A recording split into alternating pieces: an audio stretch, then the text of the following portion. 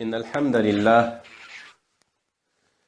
نحمده ونستعينه ونستغفره ونعوذ بالله من شرور أنفسنا ومن سيئات أعمالنا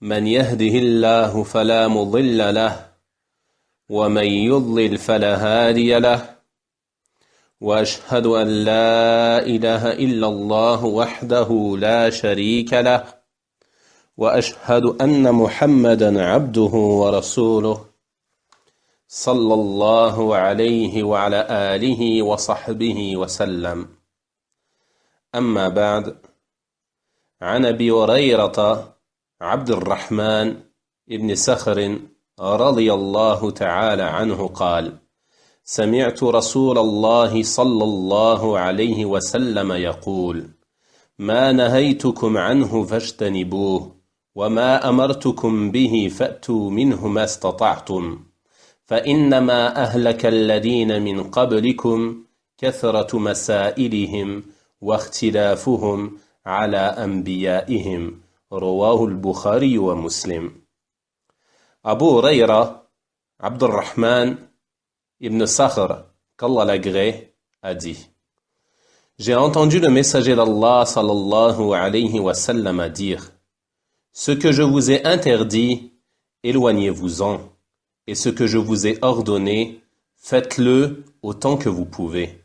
Ce qui a causé la perdition de ceux qui vous ont précédés est seulement l'excès dans leurs questions et leur opposition à leurs prophètes. Rapporté par Al-Bukhari et Muslim. Comme vous le voyez mes frères, ce hadith est d'une grande importance.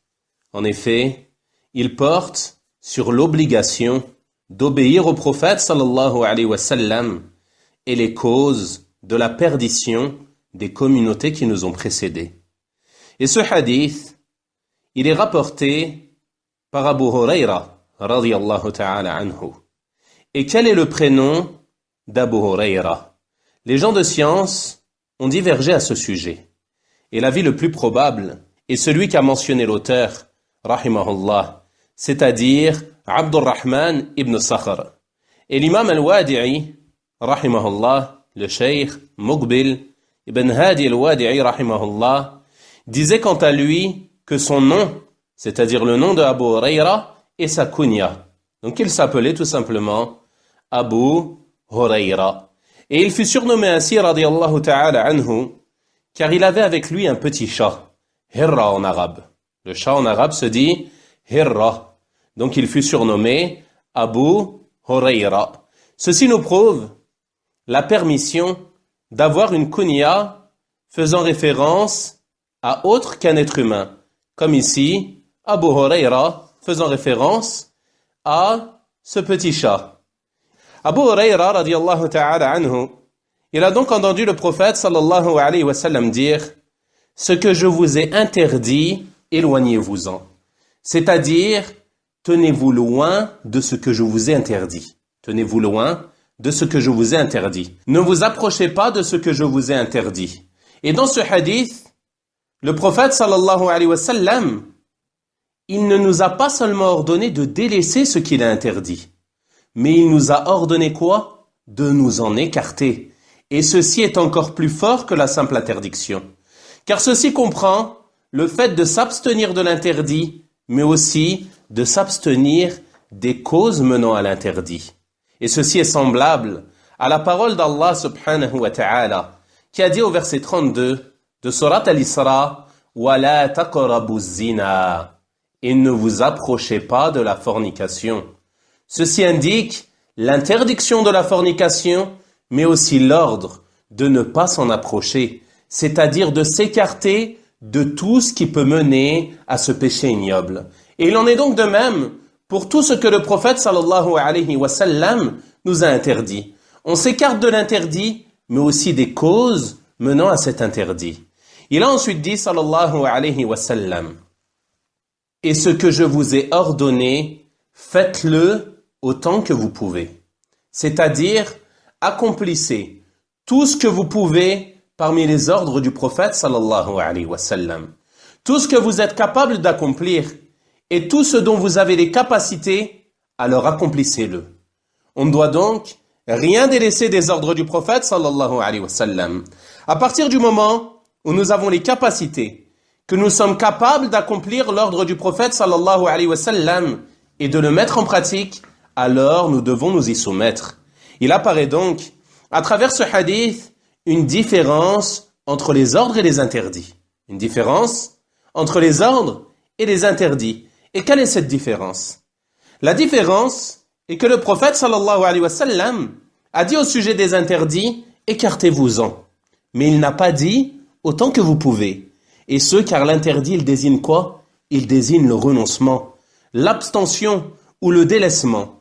Et tout homme est capable de délaisser une chose. Tout homme est capable de délaisser et de ne pas faire une chose. Alors que l'ordre, il désigne l'action. Il désigne l'agissement. Il est donc possible que l'homme puisse faire cette chose ou bien qu'il ne puisse pas la faire. C'est pour cela que le prophète sallallahu alayhi wa sallam a dit « Faites-le autant que vous pouvez ». Ceci nous montre que les termes employés par le prophète sallallahu alayhi wa sallam sont des termes précis et il en découle de nombreux bénéfices et nous en verrons certains, incha'Allah ta'ala, lorsque nous citerons les bénéfices tirés de ce hadith, bi'idhnillah. Il a ensuite dit, sallallahu alayhi wa sallam, ce qui a causé la perdition de ceux qui vous ont précédés. Qui sont ceux qui nous ont précédés? Il vise ici notamment les juifs et les chrétiens, mais aussi toutes les autres communautés antérieures à l'islam. Ce qui a causé la perdition de ceux qui vous ont précédés, et seulement, c'est-à-dire que rien d'autre n'a causé leur perdition, sauf deux choses. Seulement ces deux choses. Qui sont quoi? La première est l'excès dans leurs questions. C'est-à-dire qu'ils posaient trop de questions. Et les pires d'entre eux dans cela, ce sont qui? Ce sont les Juifs. Et c'est ce qui les a menés à la perdition. Comme lorsque Moussa alayhi salam leur a dit qu'Allah leur ordonnait de sacrifier une vache. Qu'est-ce qu'ils ont fait? Est-ce qu'ils se sont soumis à cet ordre venant d'Allah subhanahu wa ta'ala et transmis par leur messager Moussa alayhi salam? Non, ils ont commencé à questionner au sujet de cette vache. Quelle est sa couleur? Quelles sont ses caractéristiques? Quelles sont ses œuvres, etc. Alors qu'au départ, il leur a été ordonné de sacrifier une vache, c'est-à-dire n'importe quelle vache, mais ils faillirent ne pas se soumettre à cet ordre. Et c'est leur excès dans les questions qui les a menés à cela. Et Allah subhanahu wa ta'ala, il nous a interdit de poser trop de questions. Comme il est venu dans un autre hadith, dans lequel le prophète sallallahu alayhi wa sallam a dit « Allah approuve de vous trois choses et réprouve de vous trois choses. » Puis il mentionna parmi les choses qu'Allah réprouve le fait de poser trop de questions. Et nous allons voir, lors de l'énoncé des bénéfices du hadith, plus de détails à ce sujet, incha'Allah ta'ala. La deuxième chose qu'a mentionné le prophète sallallahu alayhi wa sallam et qui a mené ceux qui nous ont précédés à la perdition, c'est leur opposition à leur prophète. Leur opposition à leur prophète, c'est-à-dire qu'ils s'opposaient à eux et contredisaient leur prophète, et ceci les a conduits à la perdition. Les musulmans, ils doivent donc prendre garde à cela et tirer des leçons des erreurs commises par les communautés précédentes, et ce afin de ne pas tomber dans la perdition. Nous devons donc prendre garde à quoi? À l'excès dans les questions, mais aussi à l'opposition ou à la contradiction du prophète Mohammed sallallahu alayhi wa sallam, car ceci est une des plus grandes causes de perdition, et je demande à Allah subhanahu wa ta'ala de me préserver ainsi que vous de cela. Ceci est donc une explication concise de ce hadith. Quant aux bénéfices que l'on tire de ce hadith, nous allons en citer quelques-uns, incha'Allah ta'ala. Premièrement, il y a dans ce hadith l'obligation de délaisser tout ce que le prophète sallallahu alayhi wa sallam a interdit, et ce dans sa totalité, que ce soit en petite ou en grande quantité. À titre d'exemple, le prophète sallallahu alayhi wa sallam nous a interdit al-riba, l'intérêt usuraire. Son interdiction, elle englobe donc toute forme de riba, qu'elle soit en petite ou en grande quantité. Il est donc obligatoire pour le musulman de délaisser tout ce que le prophète sallallahu alayhi wa sallam a interdit, et ce dans sa totalité. Deuxièmement, parmi les bénéfices de ce hadith, il y a le fait que le délaissement est plus simple que l'acte. Et ce car le prophète sallallahu alayhi wa sallam nous a ordonné de nous écarter de tous les interdits. Contrairement aux ordres, qu'il a liés à quoi? Il les a liés à la capacité. Mais les interdits, il ne les a pas liés à la capacité. Et ce car le délaissement, le fait de renoncer à une chose et de ne pas faire une chose est plus simple que de faire une chose et que de l'accomplir. Troisièmement, parmi les bénéfices de ce hadith, il y a le fait que rien n'est obligatoire en dehors de ce qui est de nos capacités. C'est-à-dire que tout ce qui nous est ordonné, nous avons les capacités de l'accomplir. Et nous avons les capacités de nous soumettre aux ordres qui nous sont adressés. Et ce hadith, il nous rappelle la parole d'Allah subhanahu wa ta'ala. Fattaqullaha mastata'tum. Craignez Allah donc autant que vous pouvez. Et ceci est le verset 16 de la sourate At-Taghabun. C'est-à-dire que le musulman, il ne doit pas être négligent vis-à-vis des ordres d'Allah subhanahu wa ta'ala, ainsi que des ordres de son messager sallallahu alayhi wa sallam. Mais tant que tu es capable d'accomplir ces ordres, alors tu dois t'y soumettre. Des fois, il arrive que tu dises à une personne, pour le rappeler à l'ordre, fais la prière, ou autre parmi les œuvres de bien. Et qu'est-ce qu'il fait? Tu le vois s'empresser à te dire quoi? Je ne peux pas. Ou alors, je n'y arrive pas. Alors qu'en réalité, il peut. Il peut y arriver. Mais comment il peut y arriver? S'il lutte contre son âme incitatrice au mal. Car cette parole qu'il prononce et sa prétention de ne pas pouvoir, cela ne l'affranchit pas de son devoir vis-à-vis d'Allah subhanahu wa ta'ala. Car en réalité, tout ce qu'Allah a ordonné subhanahu wa ta'ala et tout ce que son messager sallallahu alayhi wa sallam a ordonné, alors nous avons les capacités d'accomplir. Nous avons les capacités de l'accomplir. Et tous les ordres, ils ne sont obligatoires que pour celui qui en a les capacités. Celui qui n'en a pas les capacités, alors l'obligation, elle est levée pour lui comme on va le voir. Tout ceci est soutenu par la parole d'Allah subhanahu wa ta'ala. La yukallifu Allahu nafsan illa wus'aha. Allah n'impose à aucune âme une charge supérieure à sa capacité. C'est-à-dire que ce qu'Allah subhanahu wa ta'ala nous a imposé et ce qu'Allah subhanahu wa ta'ala nous a ordonné, alors nous en avons la capacité. Alors nous en avons la capacité. Et il ne faut pas faire comme beaucoup de personnes font, des personnes qui sont négligentes, qui sont plongées dans les péchés et qui sont plongées dans le délaissement des ordres d'Allah subhanahu wa ta'ala et des ordres de son messager sallallahu alayhi wa sallam. Lorsque tu les rappelles à l'ordre, qu'est-ce qu'ils te disent? La yukallifu Allahu nafsan illa wus'aha. Allah n'impose à aucune âme une charge supérieure à sa capacité. Nous lui répondons, Allah subhanahu wa ta'ala a dit cela pour te rappeler que ce qu'il t'a imposé et ce qu'il t'a commandé, c'est que tu as les capacités de l'accomplir. C'est que tu as les capacités de l'accomplir. Allah subhanahu wa ta'ala nous a commandé d'accomplir 5 prières. C'est qu'on a les capacités d'accomplir ces 5 prières. Allah subhanahu wa ta'ala nous a commandé de jeûner durant le mois de Ramadan. C'est que nous avons les capacités d'accomplir cet acte. C'est-à-dire la majorité des gens ont la capacité d'accomplir cet acte, à l'exception des malades ou autres, et ceux-ci sont des exceptions et ne rentrent pas dans la généralité. Quatrièmement, parmi les bénéfices de ce hadith, il y a le fait que l'homme a une capacité et une volonté, et ce d'après la parole du prophète sallallahu alayhi wa sallam, autant que vous pouvez. Et ce hadith, c'est donc une réfutation de la parole des Jabarites, qui prétendent que l'homme n'a pas de capacité et qu'il n'a pas de volonté, mais qu'il est contraint de ses actes. Ils disent quoi? Ils disent que tous les mouvements que tu fais, même le fait que tu bouges ta main, que tu remues ta main, ou autre, chaque mouvement que tu fais, ils prétendent que tu y es contraint.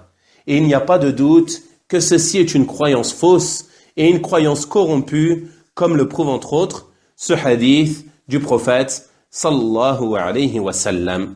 Cinquièmement, parmi les bénéfices de ce hadith, il y a le fait que si l'homme ne peut pas accomplir l'obligation entièrement, il doit alors accomplir ce qui lui est possible de celle-ci.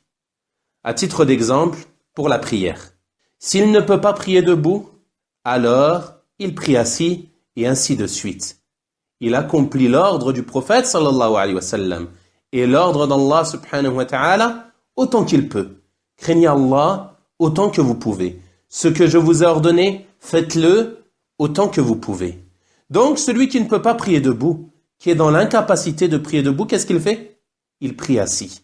Cependant, j'attire votre attention sur un point important, qui est que de nombreuses personnes arrivent à être debout, mais lorsque vient le moment de la prière, ils font le takbir et s'assoient.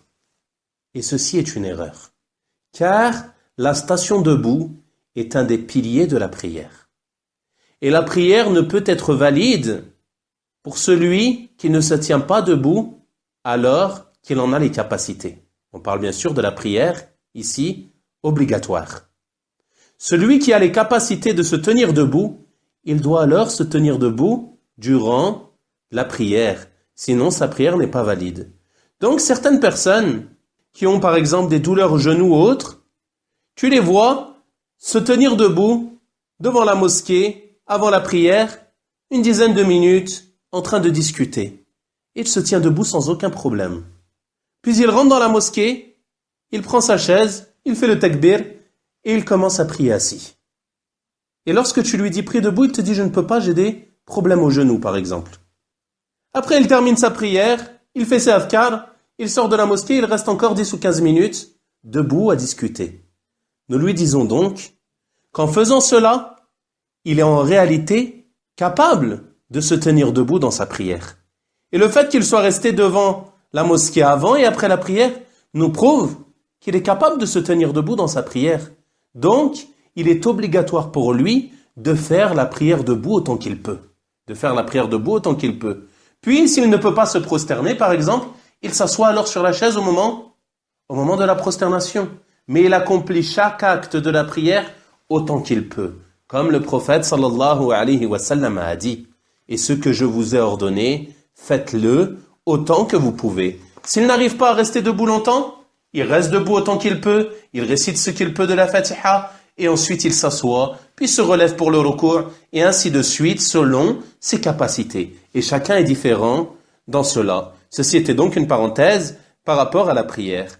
De la même manière, celui qui ne peut pas accomplir le jeûne à cause d'une maladie ou autre, alors, s'il peut jeûner un jour sur 2, il jeûne un jour sur 2. S'il peut jeûner un jour sur 3, il jeûne un jour sur 3. Puis il rattrape après par la suite ce qu'il peut selon ses capacités. Donc on doit craindre Allah autant que l'on peut et accomplir des ordres du prophète sallallahu alayhi wa sallam selon nos capacités.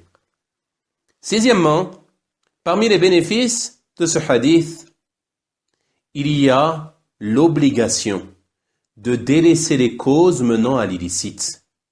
L'obligation de délaisser les causes menant à l'illicite. Et ceci est tiré de la parole du prophète sallallahu alayhi wa sallam qui a dit « Ce que je vous ai interdit, écartez-vous-en ».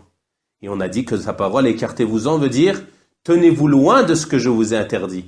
C'est-à-dire même ce qui mène à cet interdit, délaissez-le et ne l'accomplissez pas, mais écartez-vous-en afin de vous prévenir de cet interdit. Afin de vous prévenir de cet interdit. Celui qui sait qu'il y a certaines faiblesses dans certains péchés, alors il doit faire en sorte de se prémunir et de s'éloigner des causes menant à ce péché.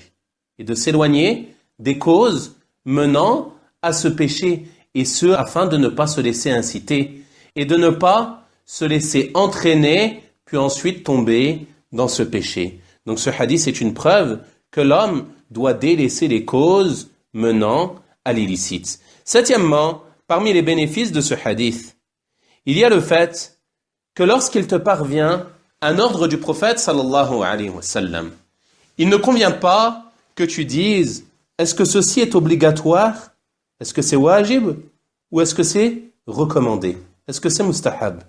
Tu ne dois pas rechercher ces détails, mais tu dois te rappeler que tu es un serviteur soumis à Allah subhanahu wa ta'ala. Et qu'Allah subhanahu wa ta'ala t'a ordonné de te soumettre aux ordres du prophète sallallahu alayhi wa sallam. Tu dois donc te soumettre à son ordre autant que possible, comme le prophète sallallahu alayhi wa sallam te l'a ordonné. Après, tu cherches à savoir si ceci est obligatoire ou recommandé, dans le cas où quoi? dans le cas où tu délaisses cette chose. Et ce afin de savoir si tu as commis un péché et si tu dois te repentir de cela. Sinon, la première chose qui doit te venir en tête, lorsque te parvient un ordre du prophète, sallallahu alayhi wa sallam, c'est de la mettre en pratique, sans chercher à savoir si ceci est recommandé ou bien obligatoire. Mais tu dois t'empresser de l'accomplir. Il y a des gens, lorsque tu leur rappelles un acte, ils te disent « Oui, mais ça c'est mustahab, c'est recommandé. » Comme si le mustahab était quelque chose qu'on devait délaisser. Ils te disent cela comme si le mustahab, les choses recommandées, c'est des choses que l'on doit délaisser. Et inversement pour les choses détestables. Ils baignent dedans et lorsque tu le conseilles de les délaisser, il te dit « Oui, mais ce n'est pas interdit, c'est juste détestable. » Les valeurs, elles se sont donc inversées.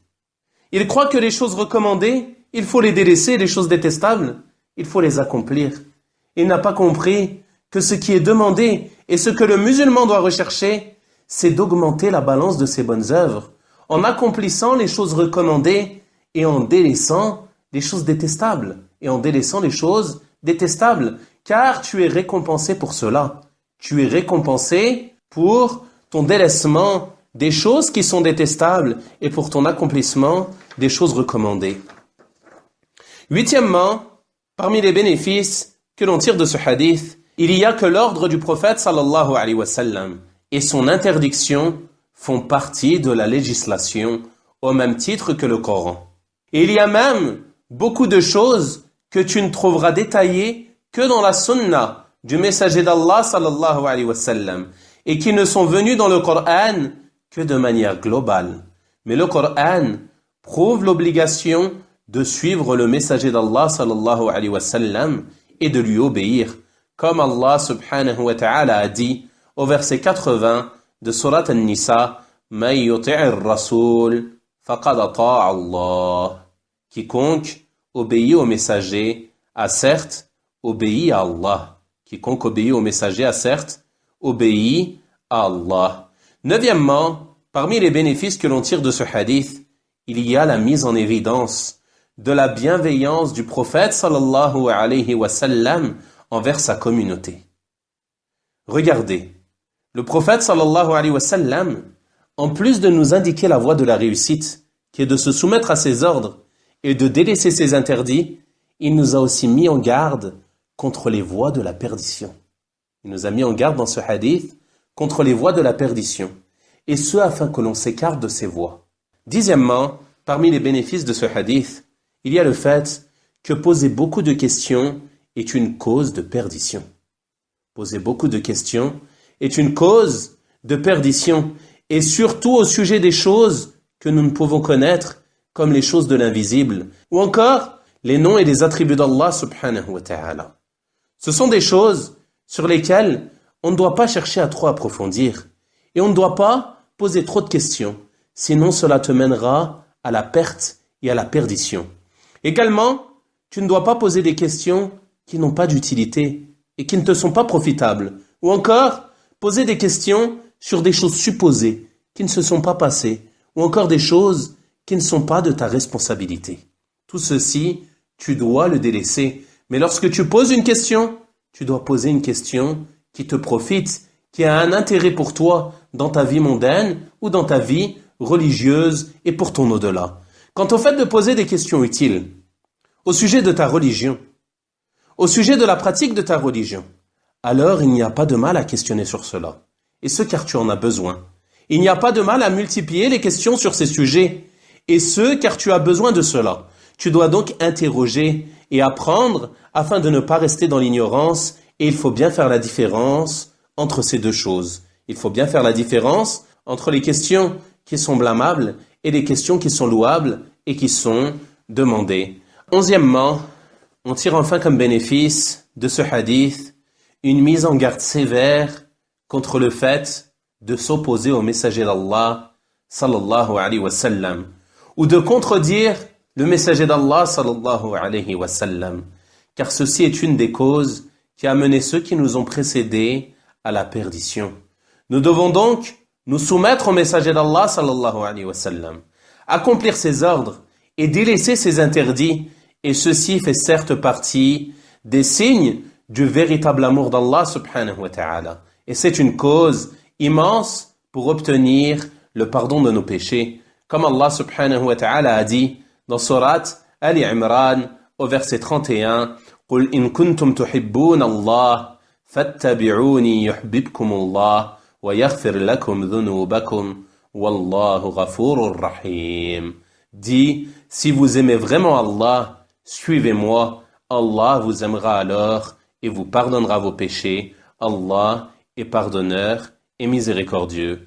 On demande donc à Allah subhanahu wa ta'ala de nous placer parmi ceux qu'il aime vraiment et qui suivent son messager sallallahu alayhi wa sallam. Et je demande à Allah subhanahu wa ta'ala de faire de cette assise une preuve pour nous et non pas contre nous au jour de sa rencontre. Wa sallallahu wa sallim wa barik ala nabiyyina Muhammadin wa ala alihi wa sahabatihi ajma'in. Walhamdulillahi rabbil alamin wa jazakumullahu khayra.